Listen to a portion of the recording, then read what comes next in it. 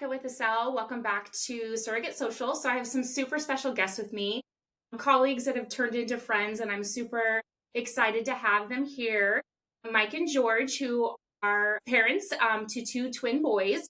And I'm going to talk with them about their organization that I'm very happy to be a part of and be a sponsor of Family Out Loud. And then I also wanted to talk with them about their experience as intended fathers and what that looked like and how it's shifted now that they're super educated in this space, and just kind of share a lot about their story. So welcome, guys. I'm so excited to have you here. Thank you so much for joining me. Yes, thank you for having us. We love being here. We love anything you do, Monica, so we're here for it.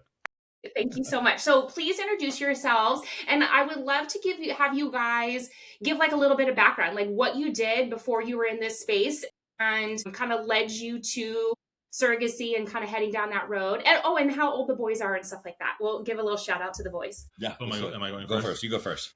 So, hi, I'm George. My full-time job is I work at a company called Stripe as a program manager. And so I help roll out just global programs to all the different offices that we have.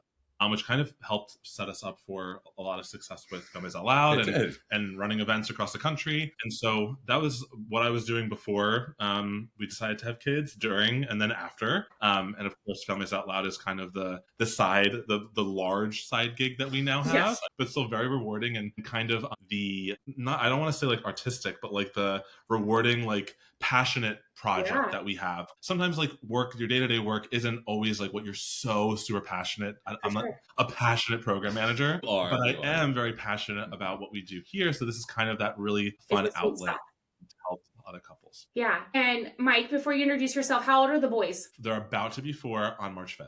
Oh, love it. Oh, almost really new birthday coming up. Awesome.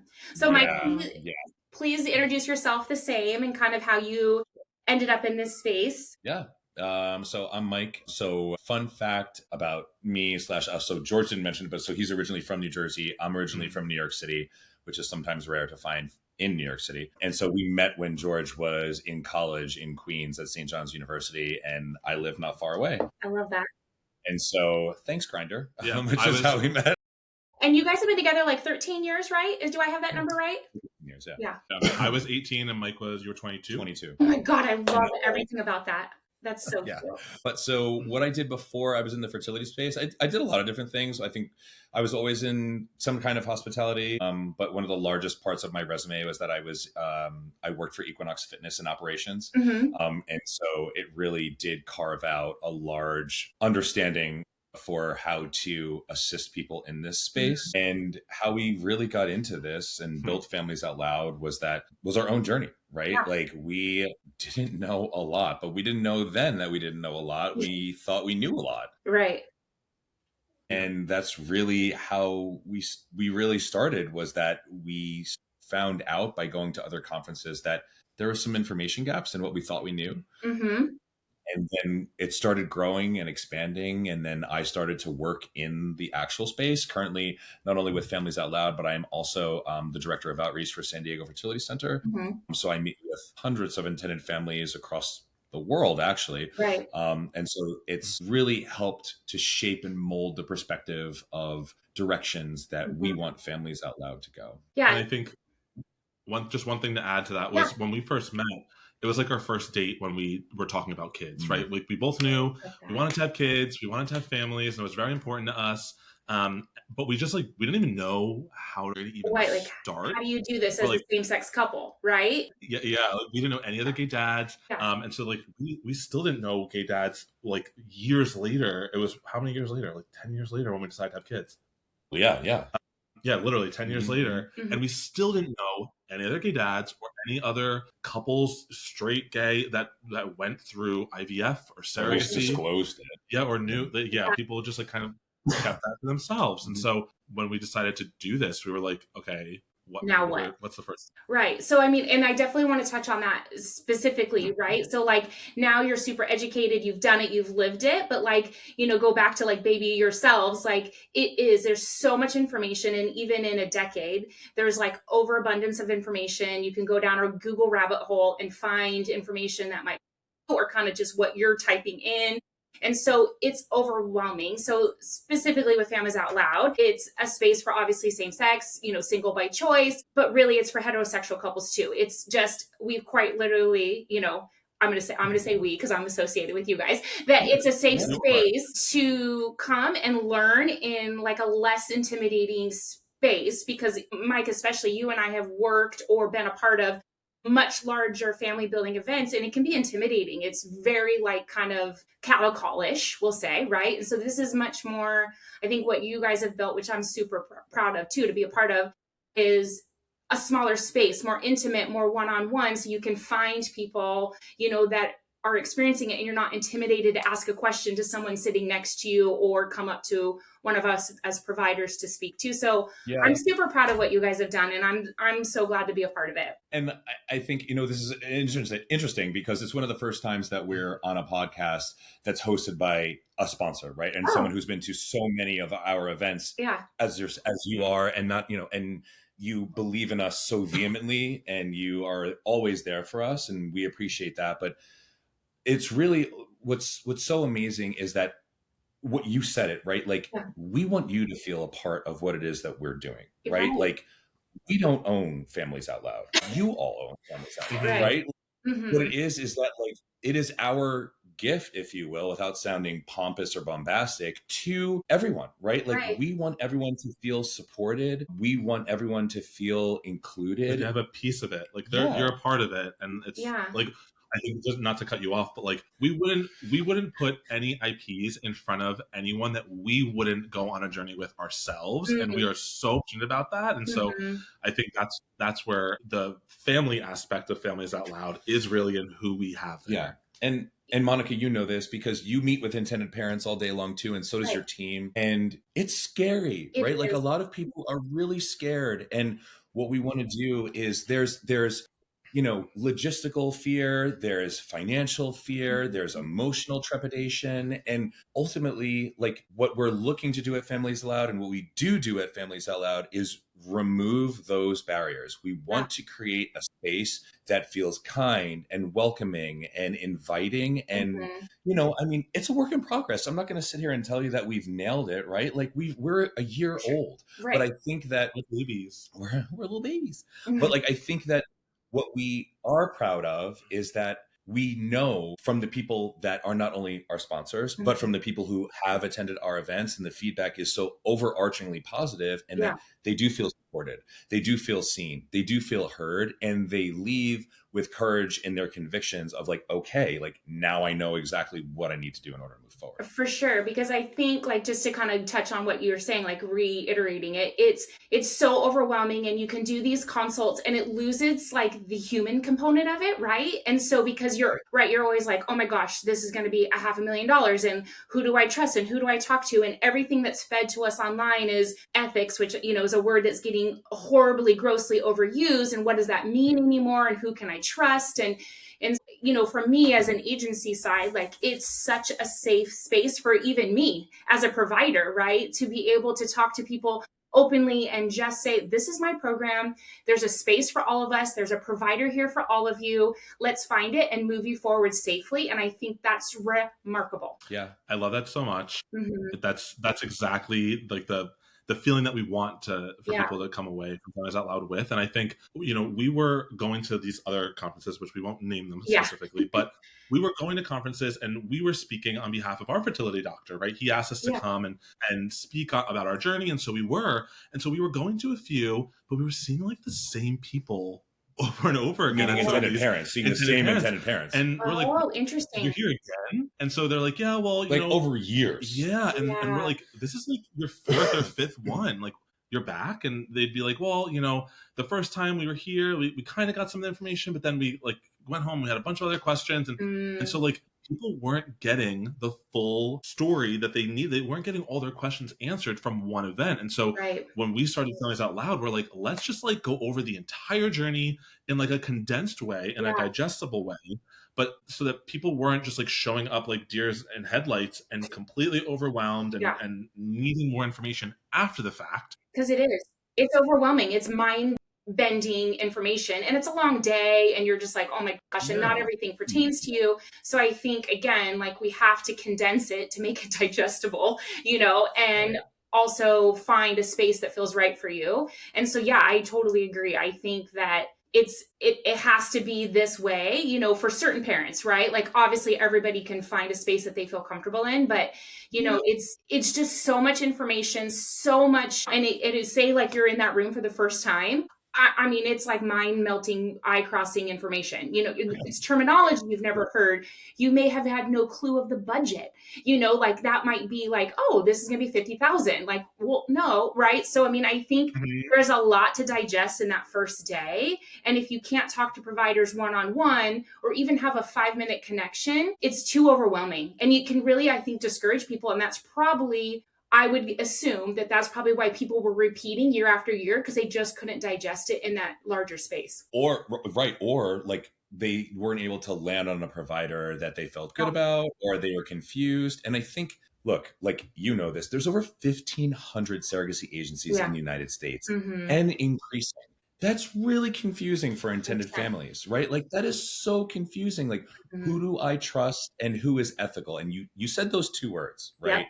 And if I can for 1 second talk about those two words, Please. I think for me, right? Like, for me, and this is a very personal view of it, I think if I can dilute it, is I think that ethics are for the professionals Mm-hmm. and trust is for the intended parents. Mm-hmm. And what I mean by that is that we, as the professionals in the space, need to work ethically Yep. to build families for the broader population, Mm-hmm. right? However, what we are establishing with intended families is trust. They are putting their trust in us. Yeah. They may not think, oh, well, that's the most ethical agency. Like, they don't understand what the code of ethics in our world What it, is or yeah. what it Right. should be. Yeah. So they are first instilling their trust in us. Yeah. And as we've seen in the media and whatnot, when that trust is broken, when that trust is violated, it has serious repercussions because of the type of relationships that we're building, right? We're talking Mm-hmm. about growing a family, we're talking about life. And we're Right. talking about a lot of money, right? So money is extremely emotional. Having a baby is one of the most, if not the most emotional moment in Right. your entire life. And so when you combine those two factors, trust is really important. Oh, yeah. Yeah, and I will add that, like, when we first started our journey, you don't know what you don't know. And so the team that you build, they're the ones that are supposed to fill in those blanks for Mm, you and hold your hand. And so that's why we're so passionate about having everyone in the Families Out Loud room. Like, you can build your entire team yeah. right in that room, all of them in person. No matter who you go with, you're going to have the most successful, at least, experience. Like, you may not everyone, Yeah. having a baby isn't a guarantee for anyone, right?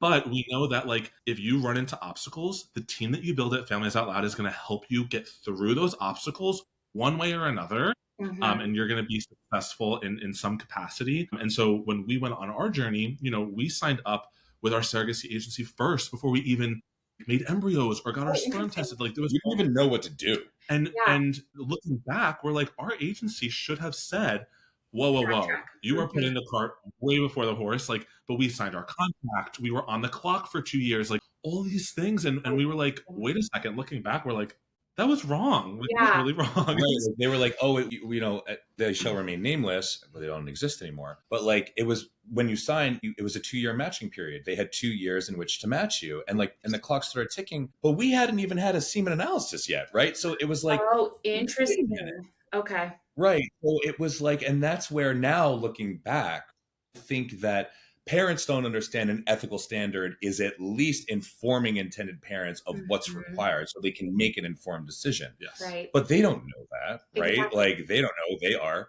trusting that you're giving good information. Right. So, like, to your, you wouldn't have known better if you were trusting the agency that you Mhm. chose to work with. If they say this is the protocol, then that's the protocol, right? And so you can't really fact check that unless you've overdone consultations and kind of gotten, which you can also fatigue yourself that way too, right? So there's this happy medium, right, where you can educate yourself too little, or you can over educate yourself and kind of decision fatigue yourself, maybe a little bit of self-sabotage and timelines and things like that. So it's a matter of finding the sweet spot, which is hard to get parents there solely if they're just Googling, right? So yeah, that's very well said, because you only know what you're doing, what you're being told, because you're choosing to trust your agency to guide you, right? Yeah, and I think you touched on like the fatigue of it all, and we were like interviewing people and like interviewing agencies, and like we didn't know like geographically did we have to be close, and so all these things were floating around, and that's another thing about Families Out Loud is that like we're saving people so much time by being like, here's like your low, medium, high tier, like in terms of price across the board for basically like all the different providers that you're going to need on your journey. And so we're also saving you so much time by like you're doing all of your interviews in one fell swoop, and you're getting the opportunity at the cocktail party the night before to talk to people and meet people. You're getting it during the day. You're seeing them talk about it on stage. So you can kind of, it's like you're interviewing them just by hearing how they're answering questions. For sure. And then afterwards, if you're at the celebration afterwards, which is obviously optional, but it's also a very casual way, environment where you can approach people and talk to them and like ask your questions. Maybe you need liquid courage to ask a certain question, right? And that's totally fine. I mean, right. So it's not so like prim and proper, like, yes, how can I help you? Right. Yeah. So, I mean, there's definitely context to that. And also, again, finding, this is always my thought is you have to find people that you feel good about. When you walk into a room and meet someone, even at a dinner party, if you're like, I don't feel so good about them, or you're like, oh my God, I love them. Now, how does that work forward? And what's the transparency and fees? And so it's hard to explain that to intended parents that are in the very like baby stages and that's what I tell all intended parents, like, regardless if I'm their first or their 10th consultation, is go back through, who did you feel good with? Who did you kind of just sit back and relax? Because from the agency side of it, we're quite literally running the show, right? So we keep all the wheels moving. And if you don't feel comfortable and good with your agency, you're going to be off the rails potentially. Not to say that it can't go great, but my instinct would just be things are going to go a little bit choppier. And that's where you're going to see those horror stories of tons of setbacks, tons of financial delays. Not to say that we can't have that in a perfect environment too, because we're dealing with human bodies, but the more we can eliminate, or, especially from a financial standpoint, if we can keep on budget and keep the timeline pushing forward, but you've got to feel, it's back to the trust, which is so hard in this space when you're like, cool, we're going to meet, let's have a baby, and I'm going to provide you with a surrogate, and you're going to spend this set amount of money. It's wild to say that to people, right? And be like, oh, let's go, So it's wild. I think that the other thing, and you touched on, and selfless plug on our Instagram, we just posted a reel with Dr. Ulcha from Perch Fertility saying almost exactly what you said on the clinical side. If you walk into your clinic, or when you're interviewing your clinic, if you don't have that good, warm, fuzzy feeling from the front desk person to the nurse to the third party coordinator, then you shouldn't work with that provider, right? Communication's slow. They're not answering your emails in a timely manner. They don't pick up the phone, and all those little things. And then separately, Dr. Goldstein from Fertility Specialists of Texas on stage said, he was like, a doctor, and he's a doctor. He was like, a doctor is only as good as their team. And he was like, and I want to make sure that I surround myself with the best team possible who's going to give the best care. And it's the same with your surrogacy agency, your donor agency, your insurance provider, your attorney, right? Like, yes, you are working with that one person, but you also need to make sure that the team around them, like your team, right, over at a cell, right? They're all wonderful. They come with you to all the events. And like, yes, they're working with Monica, but they're also working with the entire team. It's not just one person. Right. And so they need to understand that they are surrounding themselves by people that are like-minded and that are going to support them through the entire time. Right. Because this is like, when we say family building, right, it takes quite literally a village. Like, this is the epitome of it, right? So, that's my team, that's the legal teams, and just filters down. And so it has to be a space where you feel solid, your vibe, all of that, right? And so, there's a provider for everyone. You just have to be patient, be calm, be open-minded. That's a huge one. And do your research, but don't over-research. And some people, when they ask me like, well, what is it like? Like, what's the journey like? Like, some people just don't realize that it's sometimes years of a Yes. journey, right, for people. And it's like, imagine planning a wedding for 2 or 3 years. Yeah. That is I've never essentially, heard of it like that, it's but that's like actually really funny. you have to have your DJ, your florist, I like mean, you that's have true. all these different people that you need to come together, and you're like, please work well together. Yeah. But you get those feelings, and you're like, oh, that wedding venue person sucked, right? Like, I don't want to work with them. Yeah. And it's all those things. And we try after every event, like IPs will reach out to us after the event thanking us, and we're like, we're not going anywhere, so you can always ask us, hey, Hmm. like, I met with this this agency, I met with this attorney, like, what are your thoughts about them? And we'll be very honest, right? Yeah. But we'll also say, like, we would work with them on our own, like we would trust that person with our journey, go with them, Hmm. but also get a second opinion if you're on the fence. Get Yeah. a second opinion. It's always okay. There's not a single provider at Families Out Loud that we wouldn't work with or trust, Oh, yeah. right? And so we've recently established our board, and like our board is set up standards, ethical standards. Yeah. Use that word again. It But was like hard. standards for like what agencies should function, right? And Mhm. so what we want everyone to understand is that it's not just the George and Mike show. It's not Yeah. just the two of us being like, oh, we like them, and oh, we like them too. It's not There clicky. are, right. There are other people who are helping us aid and abet and make the best decisions possible for the Families Out Loud community, because that's what Mhm. it is. But I think like we don't want to keep anything from anyone, right? Mhm. Like, we are not gatekeeping information. And, I think it's important to understand that we want intended parents to understand the good, the bad, and the ugly, right? With Mhm. everything. And there are certainly opinions as it relates to all of this in terms of what is good and what is bad. Right. But if you don't expose intended parents to that information, they may end up falling into it unknowingly, right? So Mhm. I encourage intended parents to interview lots of different kinds of providers Yeah. and make their own informed decisions. Correct. However, you cannot always formulate the most rounded opinion by meeting someone for 30 minutes or for an hour, right? Because this Mhm. is someone who is helping you with something that's extremely important. So I do think that there is merit in looking at Google reviews, talking to your friends. When you do hear them, when there is a through line in terms of like when you speak to like one clinic and you keep hearing the same surrogacy agency name Mm. pop up, or you speak to a few surrogacy agency names and you keep hearing a clinic name pop up, that indicates to you that they're a solid provider, right? Like, For there's a sure. multitude of different people that are recommending and referring people over to these and individuals. and a lot of times we won't explicitly be like, oh, go work with this person, but we'll say, like, hey, like, as you're interviewing, ask Here's these the list. questions, like, Mm. ask these questions, see what their answer is. If you feel comfortable with their answer, go with them, like, that's Right. okay. We try to like empower the intended parent to make the decision, but like Mhm. we'll always be there to like soundboard or give perspective. And I think Mhm. that's what you can't Google, what you can't find on Reddit is Mhm. like perspective and like a soundboard. And that's definitely what we were missing. And we only got that really with our lawyer, Rich Vaughn, who Mhm. happened to be, I think he was like one of the first gay One of the dads first gay we dads ever we met, met. Yeah. who had Yeah. kids or gay men who had kids. And like, he started to give us perspective, and he was always like, these are my thoughts. Like, this is how I would approach this, and was never pushing us in one direction or the other, but Mhm. was guiding us on how we can think about things and what questions to ask. And that was the most helpful to us. Yeah, definitely. Right. And so that's what we try to give to anybody else. It was giving you like informed information to allow you to make an informed decision on your own, right? An educated decision. So, like, to Yep. touch on your guys' surrogacy, like the things that you've learned, how you like, obviously the boys are here and it's all great, and you tend to forget the hard part when you get to the good part.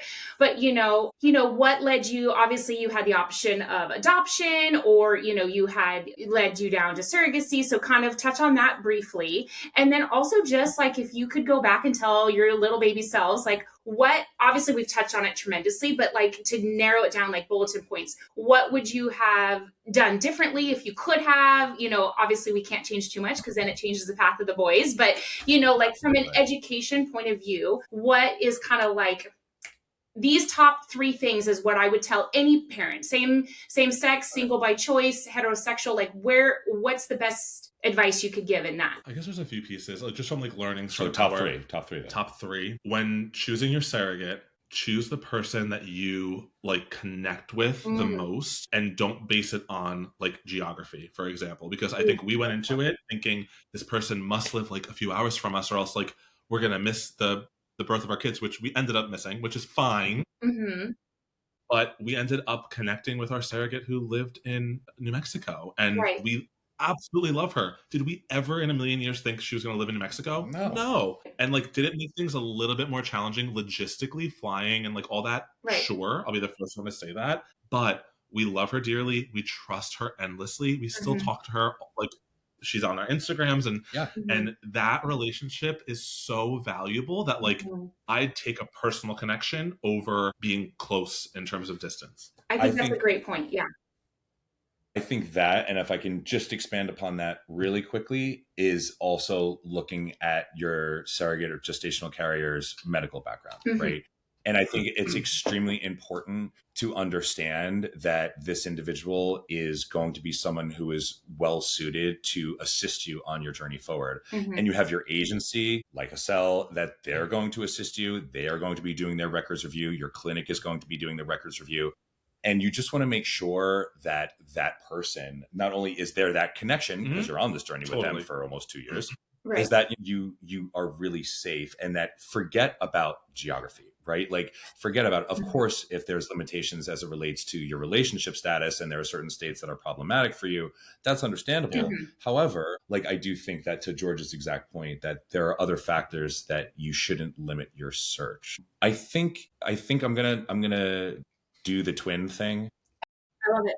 Be Talk my next about, one. yeah, Yeah, I'm let's gonna talk talk about about the it. twin Yeah. thing because it's a topic, right? And we Yeah. get asked that question all the time. Now, I would be a hypocrite to say that because I love our sons more than anything else in the world, and I love Right. that they're here, but Right. it was scary, Yeah. right? They were And born I at think how many weeks? 32 30 weeks? 30 weeks. Oh, 30. Okay. Yeah, Yeah. one was in the NICU, James was in the NICU for a month, and Anthony was there for 2 months in Yeah. El Paso. Yeah. So here's the thing. So we kept getting hard no's from clinics when we would speak to, no, we don't do double embryo transfer. No, we don't do double embryo transfer. But it was never the why. So we found a clinic that did a double embryo transfer, and they said, oh yeah, I'll do a double embryo transfer. Right. Okay, great. We did not understand Mm. the Risks. medical background, the risks that we were running into by doing a double embryo transfer, right? Interesting. And so we didn't understand that we were potentially putting, or the level to which we were putting our surrogate and our unborn Babies. children's lives at risk, right? And so knowing what we know now, because that was the core of your question, I don't think we would have moved forward with twins. I don't think I would. I understand that there's obviously cost considerations potentially to take into it, and there's a ethical conversation around being able to have twins in order to save money, if you will. But what I would say is, and what I tell intended parents is that, sure, if you want to do a double embryo transfer, there are people who can help you. And I will discourage you from it for these reasons. However, what you're not taking into consideration is if you have NICU time, the cost of NICU time, the emotional strain, the travel strain, the like staying there strain, right? Like, so for what you end up saving, you probably end up saving nothing. And now you've put all of these individuals who you love and care about at risk for what ultimately? And you're better off just having two surrogates at that point. It's not as Right. cost effective, Exactly. but it's safer and the risk isn't Right. as high. So I would agree to that, right? So traditionally, because I've been doing this 25 years. So 10, 15 years ago, it was the gold standard, especially for dads, right? So because everybody wanted their own genetic link, and it was quite literally, for lack of better word, not to be PC, it was a 2-for-1. You went for it, right? And there was insurance costs were less, medical bills were less. It was a little bit more feasible, and it was quite literally the standard. Everybody put 2 embryos in.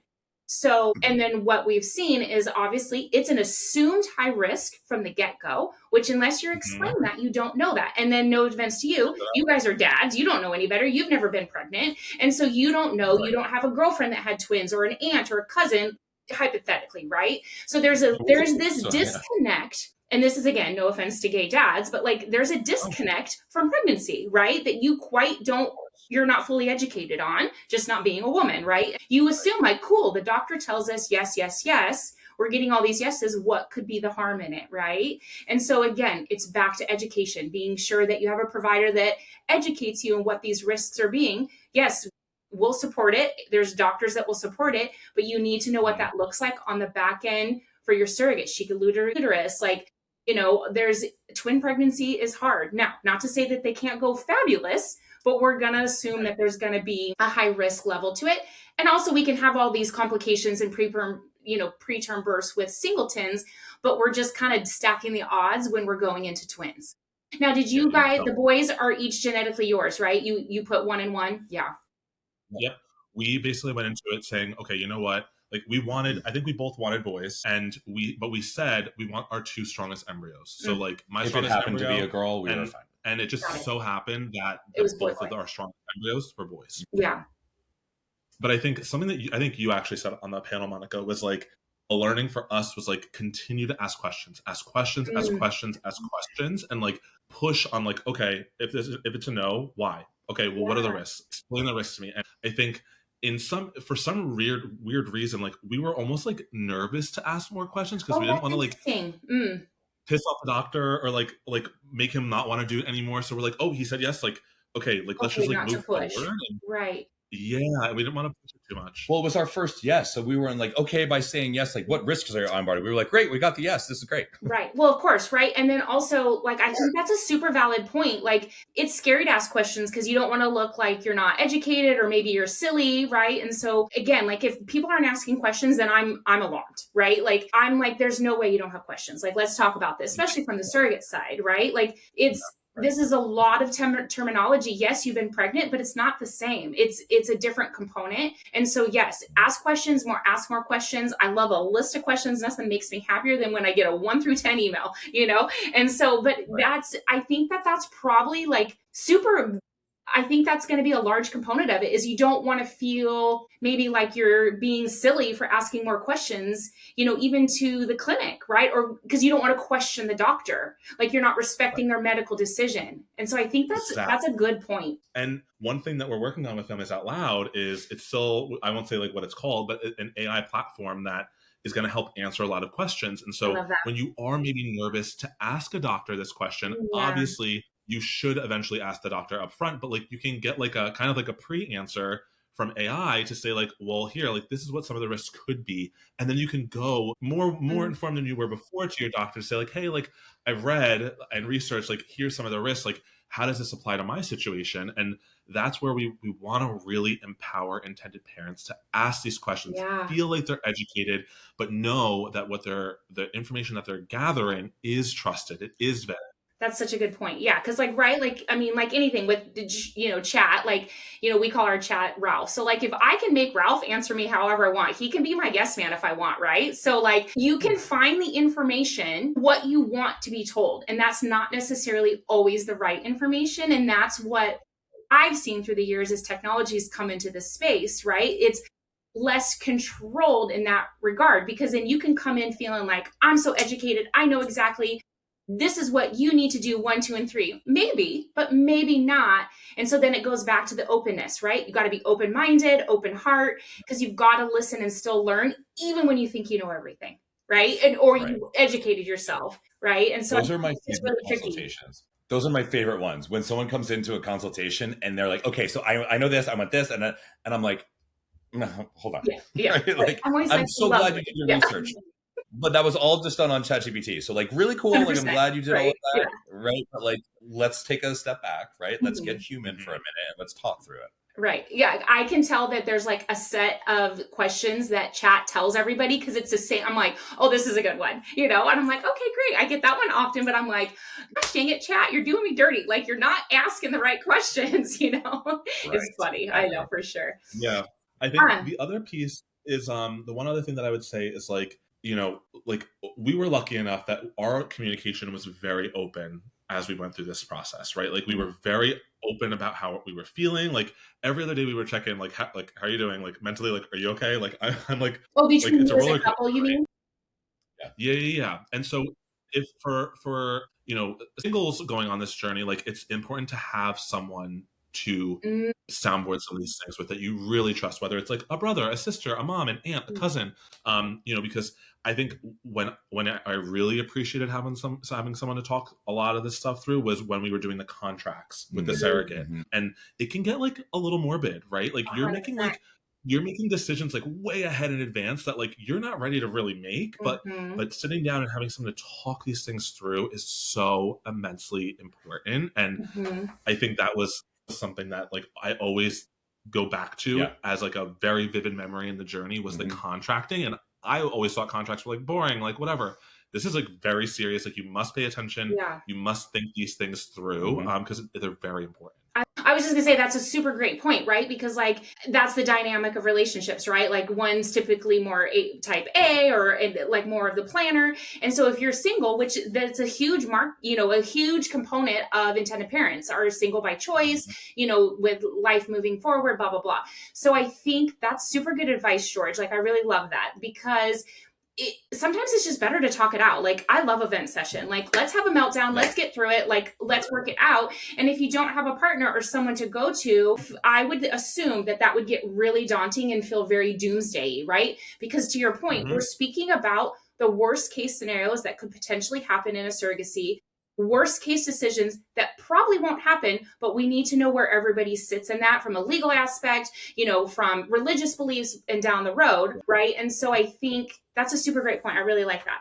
Gold star. And I think that, we touched on it so much, you guys and all of us providers that, we're all so grateful to be a part of everything. And I'm so proud to be a part of it. It's just being great advocates for, intended parents alike and just making a safe space because this is a super emotional process, right? I couldn't be more proud. I'm so grateful to have you guys as friends and, we've become family now. And so this is going to be really helpful for our intended parents, same-sex couples, singles and heteros, just to understand where to start, where to take that leap and move forward and, reiterate it a million times over, but you've got to find your people. We hope that Families Out Loud provides that with all of our trusted colleagues and friends that we work with. Absolutely. Love it. And we always say like, without Families Out Loud, we wouldn't have met so many of our friends now, like you, Monica, and like the Estelle team. And it's brought us so much joy to make these connections, and we're so proud and so excited to introduce all of you to like other intended parents who we know are going to have great journeys with and you even guys. like our own friends, like our actual real life friends. We volunteer for our Families Out Loud. We're like, oh my god, wait until you meet Monica, or wait until you meet Brooke, or wait until you meet so and so. Yeah, and it's like it's so much positivity that like we need that in our lives. We're disgustingly positive. But no, I agree. Like, I love how the universe works. I love when people come into our lives exactly when we need it. And I'm such a big believer, like, as cheesy as it is, like, and positive people need to be around positive people. And we just need to keep this space safe and moving forward in a positive light, just because it can get off the rails for sure. Yeah. I think it's so funny. I was just texting with Adrienne Black, actually. And we were talking about Families Out Loud, and she just said something that resonated with me. And she was like, good people doing good work. Right. And like, I love that. Right. Like, I love that idea. And like, I don't want to hurt my arm from patting myself in the back because that sounds so Let me reach around. But what I mean is that at the end of the day, I mean, it comes from a good place, right? Like, we actually do care about the outcomes. We care about the intended parents because we know what it feels like. We've been there. Right. And like, that's just, it's so, it can feel at times predatory, right? Like for same-sex couples and for heterosexual couples, for anybody going on this journey, like sometimes it feels so salesy and you're like going to a used car salesman, but we're talking about building a family. We're talking about having a baby, right? And if you don't lead with love and it doesn't come from the place of love and care, then I don't think that you should work with that person, right? Like I don't think that.